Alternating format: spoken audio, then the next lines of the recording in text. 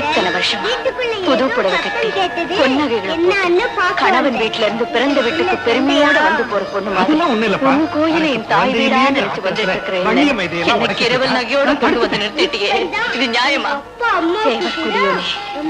இரவல் நகையோட வந்து ஒரு ஆபத்தை அது மூலமா சொந்த நகையை திருப்பி கொடுத்த தெய்வம்.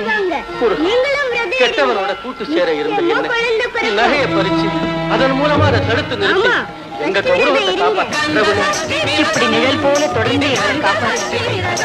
எதிர்காலத்தை பத்தி எங்களுக்கு கவலையே. எங்களுக்கு தெரிஞ்சதெல்லாம் வாழ்நாள் முழுவதும் வழக்கம் போல சச்சி விடுறதுக்கு வந்துகிட்டே